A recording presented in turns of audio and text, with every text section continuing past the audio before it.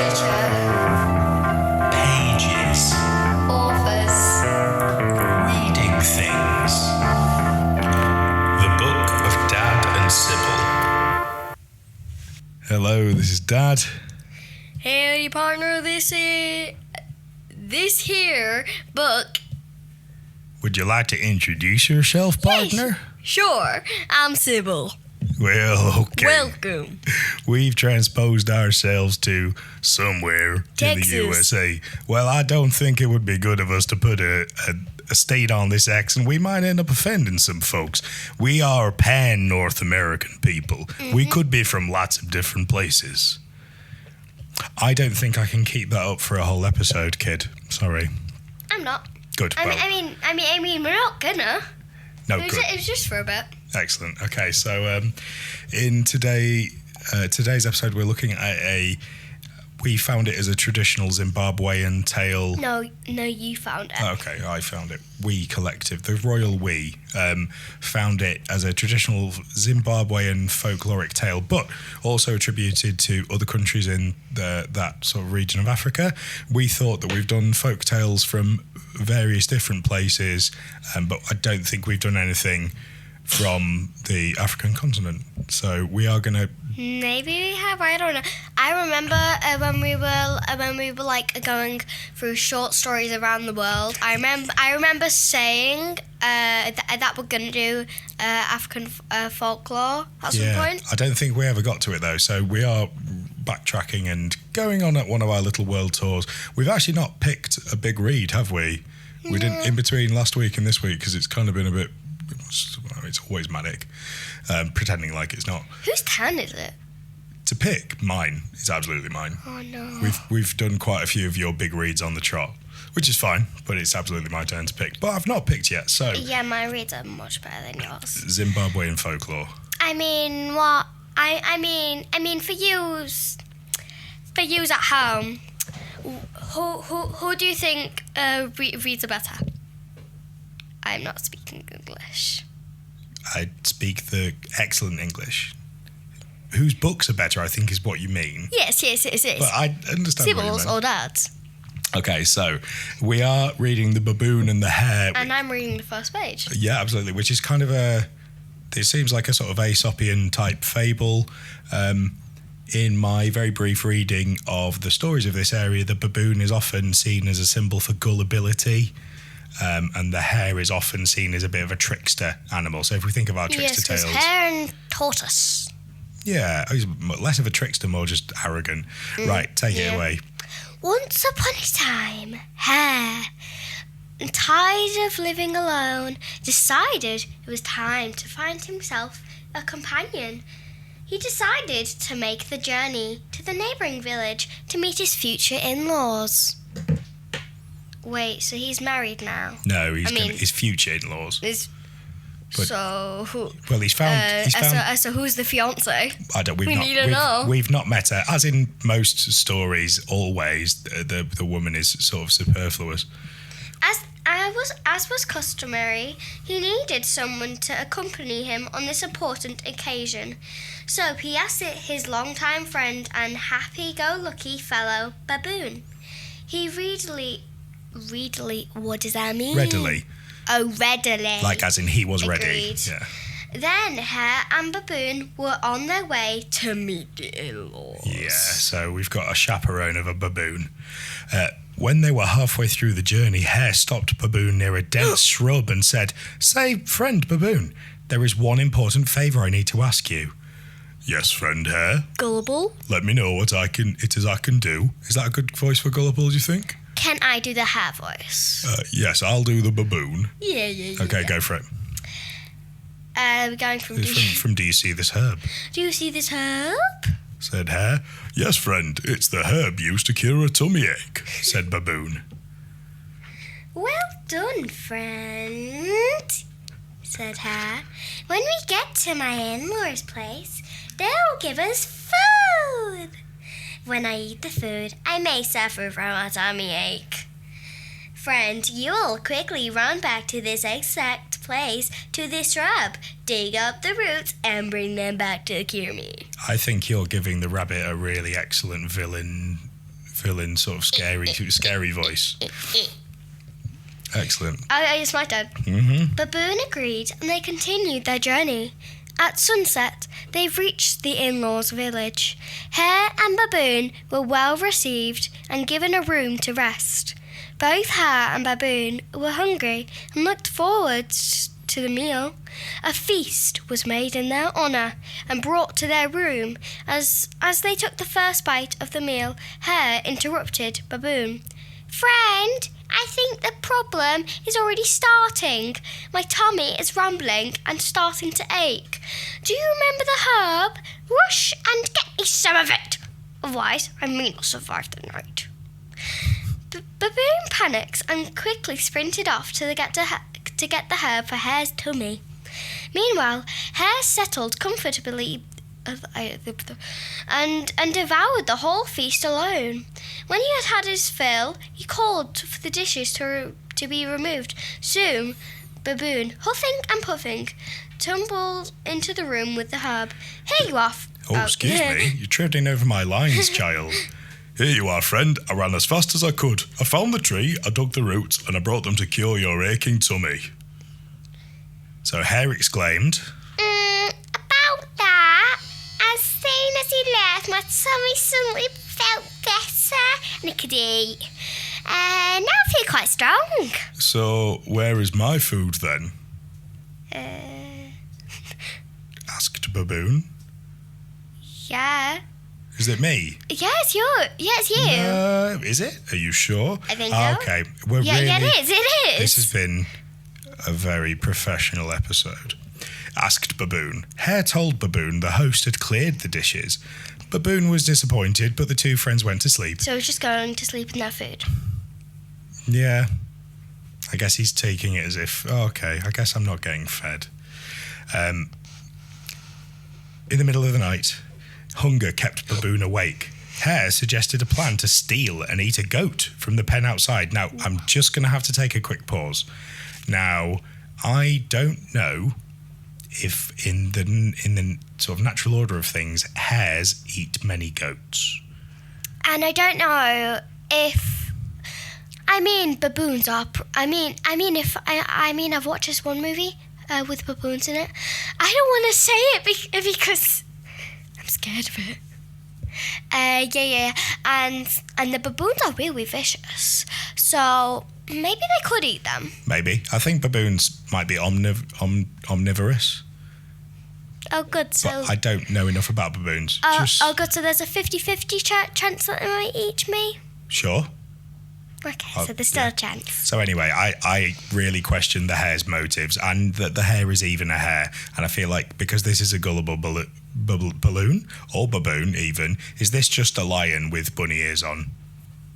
Probably. Yeah, so, but lo and behold, while Baboon slept, Hare stealthily smeared him with the blood of the goat they had just eaten, which he had secretly brought with him to the room. So they've agreed this plan. They stole and ate the goat. In the morning, the hosts woke up to find their goat missing.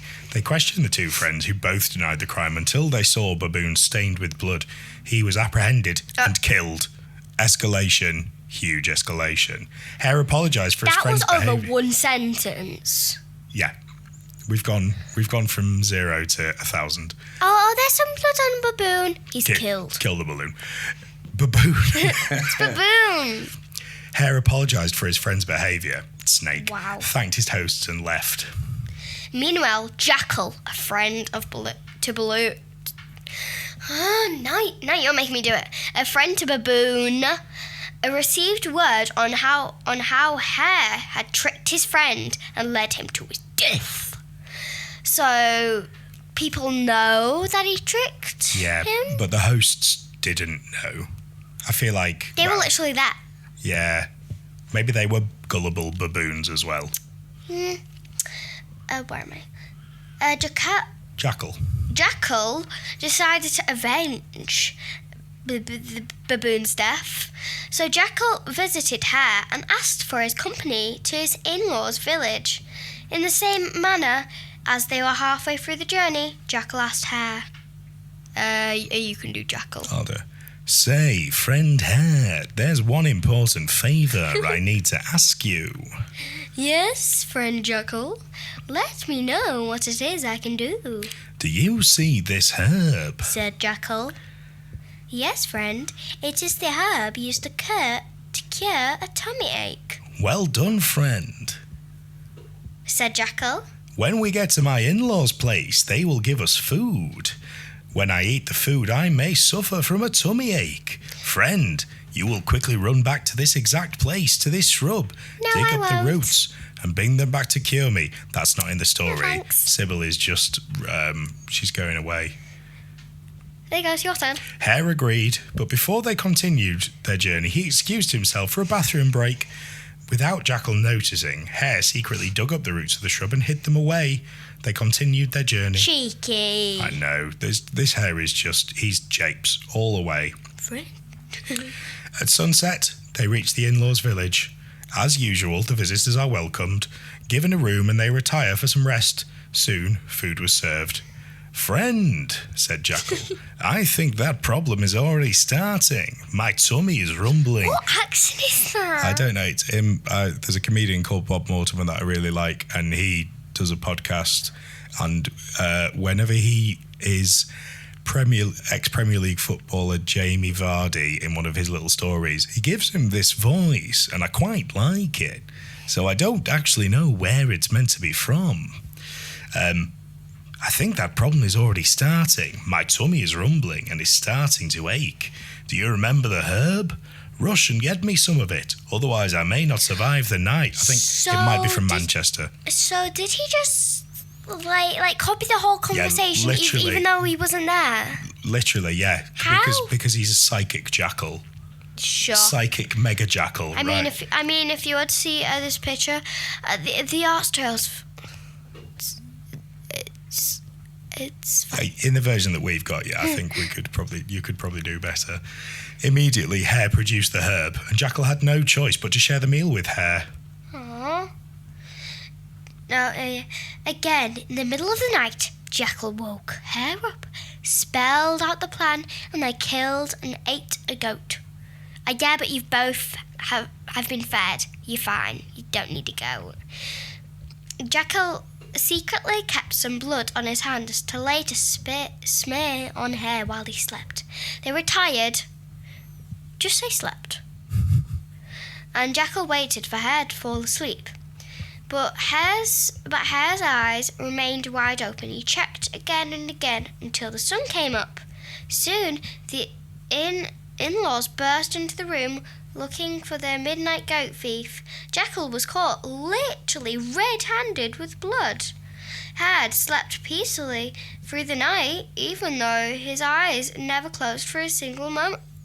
So he sleeps with his eyes open. So the moral of the story is... Well, what do you think the moral of the story is? If you're a trickster, do as much tricks as you can get away with, and don't get caught. Yeah, I think my takeaway, the moral that I think for the story is, if you are a hare, literally nothing bad will ever happen to you, especially if you kill and eat a goat. Twice. Absolutely. It's an interesting one. I think it's probably meant to be something around not trying to seek vengeance for being wronged. Yeah, but also like the hare did everything wrong. Yeah. He literally got his best friend killed. I also feel... Was it his best friend? I don't know. I just think he was an acquaintance. I also think the jackal... lazy planning. I know that he thinks it's going to be poetic because he's going to do exactly the same thing that the hare did. But then the hare knows. So when the jackal stops and recites the exact script back to him, I just feel like it's poor show on the jackal.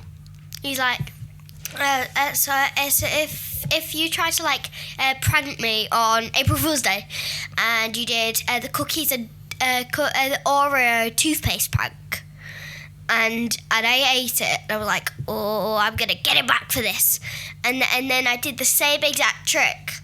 I mean, I mean, wouldn't you? I mean, maybe it's maybe it's a prize. Could be.